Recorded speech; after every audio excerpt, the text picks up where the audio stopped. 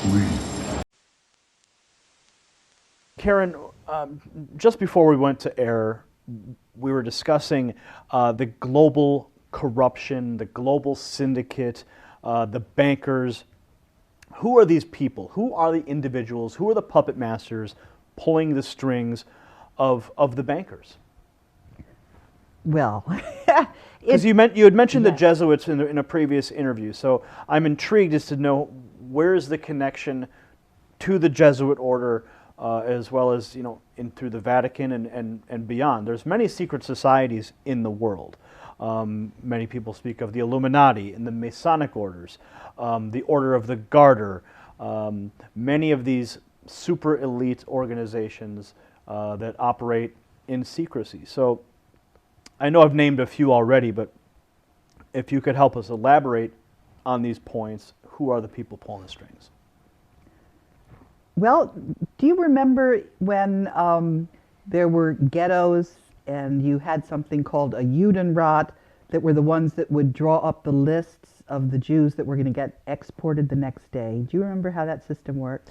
Well, it was a little before my time, but history would dictate what happened in those ghettos. So elaborate, please. These were traitors to their people who were helping because they thought they were going to save themselves. That's maybe why they did that, but it doesn't matter what their motives were. They were doing the work against their people. Now, think of this as an elaboration on a larger scale, and what we're dealing with actually is humanity and the elite, the secret societies, the Vatican. They're traitors to humanity, because the one at the very core that's pulling the strings is a different species. They're not the human race. They're called Homo capensis. They have been on Earth together with humanity for before this ice age. And the reason I know about this is because I was trying to help out a movie producer who couldn't get his movie. It was called The Banksters Made Off with America, Edmund Drille. And he introduced me to his network of whistleblowers. One of the people in that network is a neurologist who went to Yale Medical School and was retired, and he was trying to find out what was at the very core of all of this corruption. And so you mentioned this species, an additional species of humans, or no, they're not humans. They are so distinct from humans that if they were to mate with humans, their offspring would not be fertile. Now, are you speaking of the biblical Nephilim is an entity that people have discussed and tried to understand for millennia, and that is the race of offspring of humans and the fallen angels from. No, these are not angels. These are not spiritual. Well, the Nephilim themselves were the offspring of the fallen angels and humanity. Is this the same species? They are not fallen angels. Mm-hmm. They are critters. People who I am getting emails from saw them the day before. They look just like human beings, except they have these big skulls. And that is why in the Vatican you see these crazy meters, is what they're called. And that's why the very first Jew, Moses, wore one of those things, because he was one of those Homo capensis as well. We have DNA samples of them. And the reason we know this is because it was in the papyri of one of the pyramids. I found this out from from the internet. But what is really remarkable, actually, is that we have had so much evidence and we haven't had any studies into it. If you look at the archaeology, there is a civilization off the coast, because the sea level has risen by 400 meters. But what do we know about this ancient pre-Ice Age civilization? We do have a map that's left over from there because it shows the coastline of Antarctica before the ice froze on it. And it's following that landmass perfectly. So what we have is we have evidence. There's also evidence in South Africa. There are a lot of these skulls that you find. And what You're speaking of the elongated skulls that have been found in graves, and even some of the skeletons found with these are in fact giant people. That is something different. No, I'm not talking about that. I am talking about a large skull. The elongated skull, the elongated cranium. Some are in Peru, some are elongated. But in other places, they're just round like pumpkins. And the individuals that were seen in Egypt, I've seen drawings of what their skulls looked like. It was just massive, much larger than human being skulls. And also, you know, in a human skull, there's something they call the parietal, where it's in 3 different segments.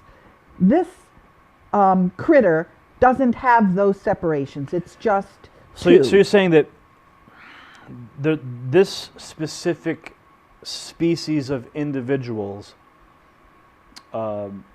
is occupying the Vatican and functioning through the Jesuit order? Yes, but they're also working in the banks in Portugal, because one of the people who saw this, you know, in Saturday Night Live, there was a broadcast of something called the Coneheads. Mm. So that's a slang word for them, although my mother refers to them as the boneheads. But they're alive and running around and doing all kinds of mischief. Now, some people might find the information that you're presenting right now to be completely, some people might say it's completely crazy. What do you say to those people who are watching this right now going, I don't believe a word of it? I would say you need to read the articles that Ed Spencer has sent me. You need to look at the skulls in the museums. You need to read the DNA studies. And you need also to think about what kind of motive the human beings might have for being traitors to their species. Why would they do this? Why would we have a banking system where all the money ends up going to the Vatican and people run around starving? Why would we have, for example, if you look at what the actual teachings of Jesus Christ were, as opposed to when you had translations and various things happened and got put in there. And as some of the whistleblowers have been discussing this, information, articles on the Homo capensis have disappeared from the internet. They've been taken down. And other critics who, I don't know why they're getting all the coverage they are, and they've been getting features in Wikipedia. Let me talk a little bit about Wikipedia. Sure, okay? Sure. I had an experience with Wikipedia because I got involved in trying to edit the biography on Robert Zellick, who was the World Bank president. Mm-hmm. And I was trying to explain to people that the United States had lost the gentleman's agreement, which you could demonstrate. You could see, I couldn't get that into Wikipedia. They were clearly being controlled by this group that that is controlling all the capital markets. So do you think that these same people were preventing your Wikipedia edits? Yes, and what I'm trying to say is that this person who was attacking the information on Homo capensis had a big, long article featuring her on Wikipedia. So I know who Wikipedia is. I know whose interests Wikipedia serves. And when somebody who's just starting out gets a big write-up, I know what that really means. So what does it mean? It means that there is manipulation of information. It means that people are given exposure and credentials that they haven't earned. You know, some people have said, I obviously have to be a disinformation expert because I'm getting press coverage. I can show you all of the effort that I took to get exposure and for people to vet my story, and that's there. I'm simply getting exposure. What do you say to those people who would call you a disinformation agent who has been putting out information to confuse people or to misdirect people?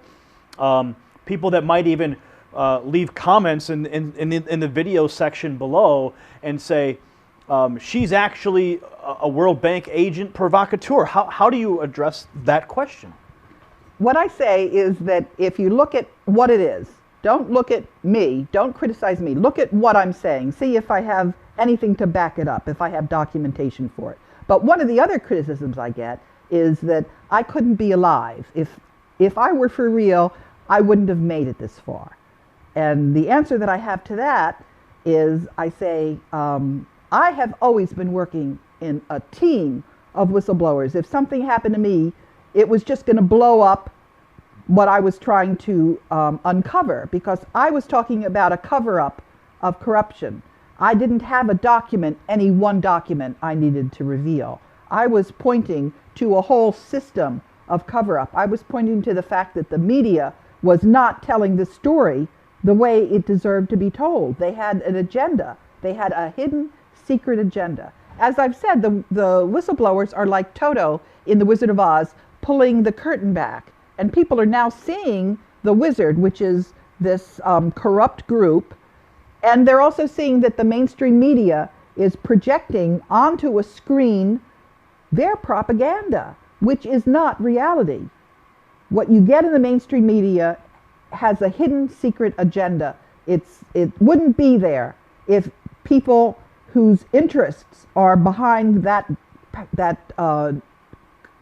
cabal is what they're called. So on the internet now, anyone can publish any documents, anyone can publish any website to establish a historical record. How do we know the information that you've been receiving is actually authentic? I mean, the birth certificate of the President of the United States has been in question for so many years. Even when that was released, the most recent official one was released, they found multiple layers in the birth certificate. So what's to say that information that you've been receiving hasn't been doctored by another agency or another entity to provide you with information that could misdirect? Because if they see perhaps that you're out there speaking these things, that people are going to believe you because of what you say, but they may be feeding you wrong information. Is there any possibility that could be true?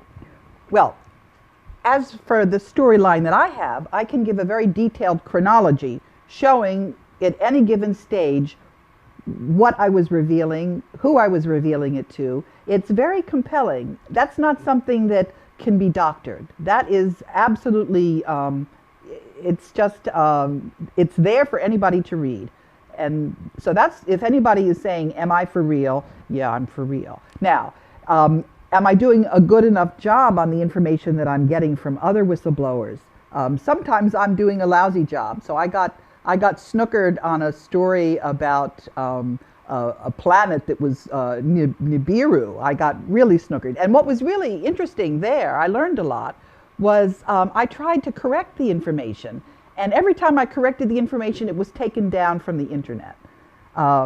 So I learned that you have to be really a little careful about information and vetting it. Well, certainly practicing discernment in everything we do is something that must be practiced, especially when we're handed documentation that can make certain claims, and of course vetting the documents themselves. So back to the topic at hand, and the global cabal of puppet masters who are pulling the strings of the international elite and the banksters. I had mentioned the Illuminati and the Masons, and I mentioned the Order of the Garter and these super secret organizations. But you take it all back to the Vatican. You take it all right back to those this species of people. If I could provide a little bit of historical perspective for a moment, when the Illuminati was supposedly disbanded, some people believe that it just didn't disappear. It went underground, and it simply spread itself out. Would you say that the same is happening with this species of I would say, you say they're not human, but for lack of better words, I'll say they're a species of humans. Do you think that these individuals have peppered themselves through some of these organizations as well? What I know is... Or is it isolated simply to the Vatican?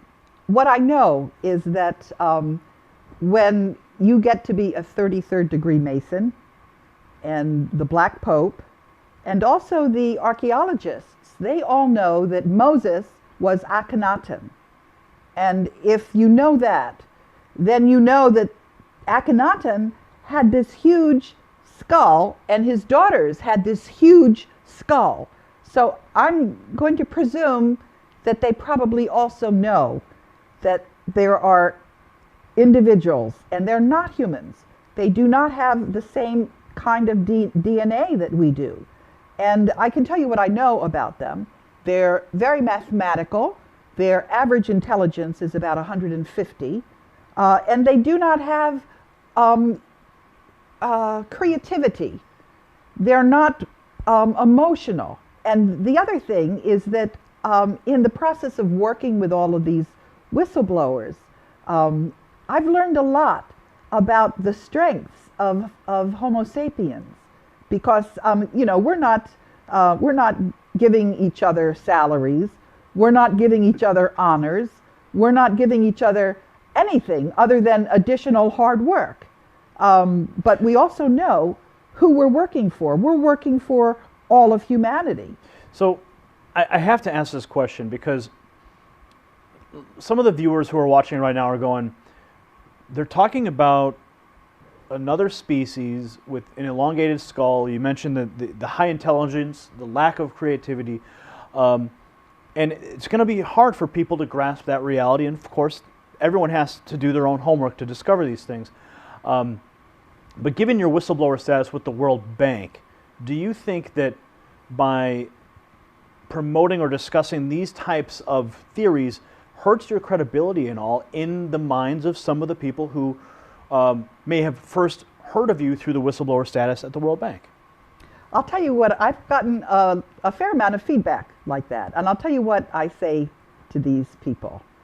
I say that it has been an incredible experience to have made it this far.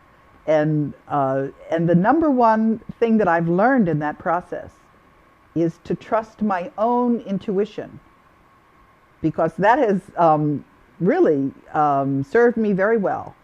And my intuition is telling me that this is the time to tell people this.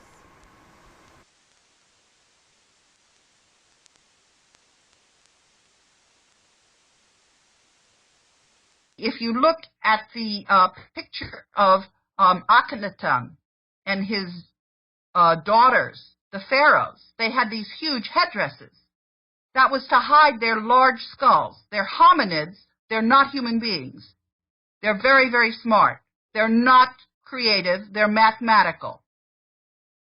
And they had a much stronger force in the earlier Ice Age. You know, there are a lot of museums that have skulls of these, some people call them coneheads by slang. Some people say it's more than one species. It's pretty clear that that group is not able to, they may produce offspring in mating with female humans, but that offspring is not fertile, or we would see more of these hominids. And they have been, you know, making themselves scarce. But when Edward was giving me all this information, I shared it with a man in Portugal who went and had a meeting with a bank, and he sent us an email the next day and said that there was a big skull person with bright blue eyes at the meeting of that bank. This person, the bank had made some improper loans to his father, and so he was meeting with the bank about those improper loans. Well, interesting. That takes things in a bit of a different direction. So you're basically saying that these beings, whatever they really are then, maybe not human hominids, we've talked about elongated skulls and other oddities before on the program, so we're familiar with it in that regard. But you're basically saying that that's the power behind the throne in this case. What you have is a world in which there are secret societies and secrets and the news and the information that ought to be public is not public. That group that I was telling you about, the Jesuits, and behind them this group called Capensis, Homo Capensis, or coneheads as some people call them, they were trying to steal the world's gold. So it goes back to Yamashita's gold, this whole story. No. Yes, that's part of it. It starts off with Solomon, and then you get the Aztecs and the Incas and the Pharaoh's gold, and you then get all of the gold that Yamashita had. It's more gold than you know about. The world is incredibly wealthy.